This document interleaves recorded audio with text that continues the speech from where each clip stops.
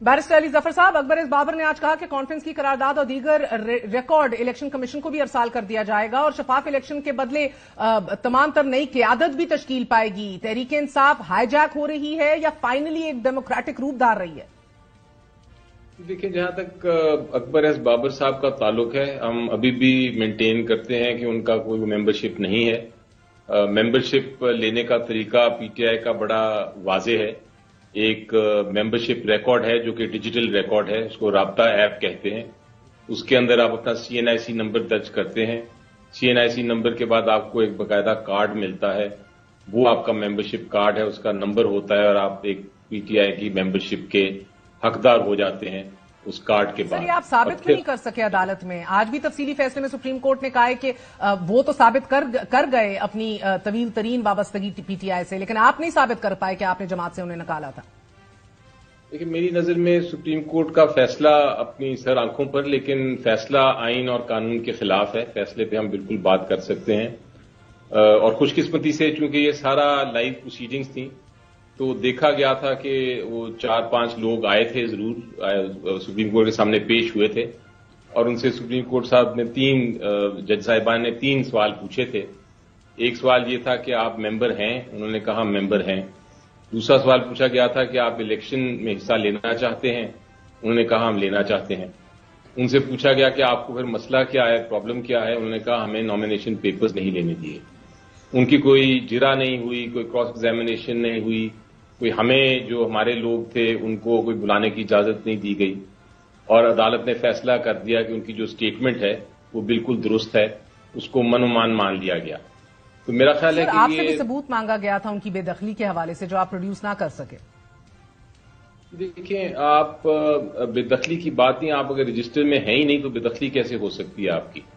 आप पहले रजिस्टर में आएंगे, आप मेंबर बनेंगे, फिर आपको निकाला जाए तो एक वो अलग बात है, लेकिन आप पहले ये तो साबित करें कि आपका रजिस्टर में नाम है, फिर आपको निकालने की बात हो सकती है। इस तरह तो ये होगा कि कोई भी शख्स आज कह सकता है किसी भी पॉलिटिकल पार्टी के बारे में कि जी मैं इसका मेंबर हूं और मुझे इंतखाबात में इंट्रा पार्टी इलेक्शन में हिस्सा लेने की इजाजत नहीं मिली, तो क्या उसकी बात मानी जाएगी और पूरा का पूरा जो इलेक्शन है वो कलअदम करार दे दिया जाएगा? और क्या फिर इलेक्शन सिंबल ले लिया जाएगा एक पॉलिटिकल पार्टी से? ये जो फैसला है ये कल हॉन्ट करेगा हर सियासी जमात को अगर ये फैसला रिव्यू में तब्दील ना हुआ। बैरिस्टर साहब, ये बताइएगा कि अब उनकी बेदखली तो साबित करने में बहरहाल आप नाकाम रहे, मगर अब आप देख रहे हैं कि एक तरफ जो है वो सारे इज्तिमा के अंदर 2000 से ज्यादा लोग अकबर एस बाबर की क़यादत में फैसला कर रहे हैं कि पार्टी के तमाम बैंक अकाउंट्स मुंजमद कर लिए जाएं और जब तक गलत लोगों को पार्टी से निकाल बाहर नहीं किया जाता सब अकाउंट्स मुंजमद ही रहें।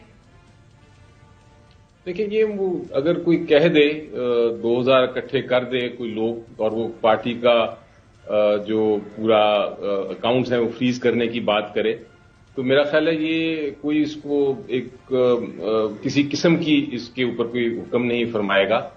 आप पहले अगर आपको इतना इतराज है आप अदालत में जाएं, अदालत में केस फाइल करें, अपना साबित करें और उसके बाद फिर आगे फैसला होगा ट्रायल के बाद।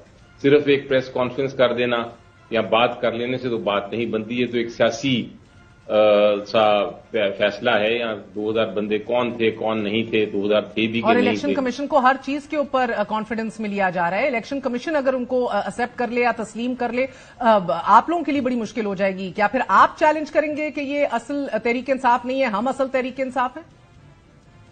देखिए, ऐसा नहीं होता। इलेक्शन कमीशन ऑफ पाकिस्तान का ये तो इख्तियार नहीं है कि वो ये फैसला करे कि कौन मेंबर है कौन नहीं है। उनको सुप्रीम कोर्ट ने गलत मेरी नजर में इख्तियार दे दिया है कि वो एक इंट्रा पार्टी इलेक्शंस को देख सकते हैं, लेकिन उससे ज्यादा तो कोई इख्तियार नहीं दिया। वो कोई अदालत तो नहीं है कि अदालती फैसले करना शुरू कर दें। तो बहरहाल वो देखेंगे। सर, आप फैसले का जिक्र कर रहे हैं और आप कह रहे हैं कि तमाम सियासी जमातों को हॉन्ट करेगा। इस फैसले में कहा गया है कि not even prima facie evidence was produced to show that a semblance of election had been held, यानी कि फकत कुछ दिखाने के लिए भी नहीं था। फिर कह रहे हैं कि तमाम तर कंप्लेनेंट्स जो आए आपने ब्रश साइड कर दिया इनकी रेट पिटीशन को, कह के ये हमारे साथ नहीं है, मगर एक आपका बेयर डिनायल जो है वो नाकाफी है, वॉज इनसफिशिएंट। इसके अंदर मजीद ये कहा गया है कि इलेक्शन कमीशन नहीं, आपके साथ जो हुआ है उसके कसूरवार पीटीआई वाले खुद हैं।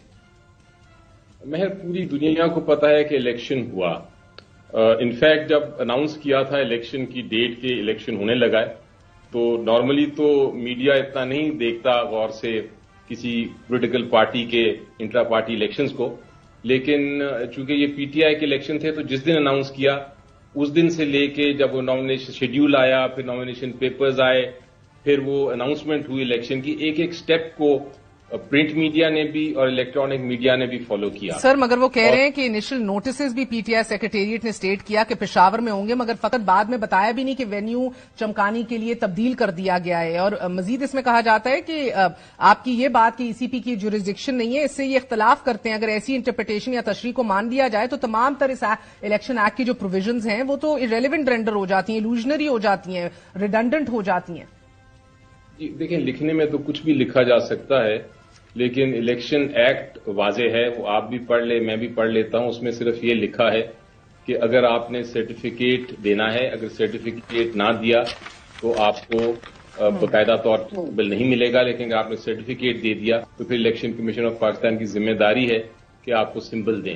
اگر آپ نے الیکشن نہ کرایا تو اس کی بھی وضاحت کی ہے الیکشن ایکٹ نے کہ اگر آپ نے الیکشن نہ کرایا تو آپ کو فائن ہو سکتا ہے. اے این پی کا ایگزامپل آپ کے سامنے ہے، کی مثال آپ کے سامنے ہے کہ الیکشن کمیشن آف پاکستان نے کہا کہ آپ نے الیکشن نہیں کرائے لیکن چلیں آپ کو ہم سمبل دے دیتے ہیں. سر آپ کو تو 24 میں 2021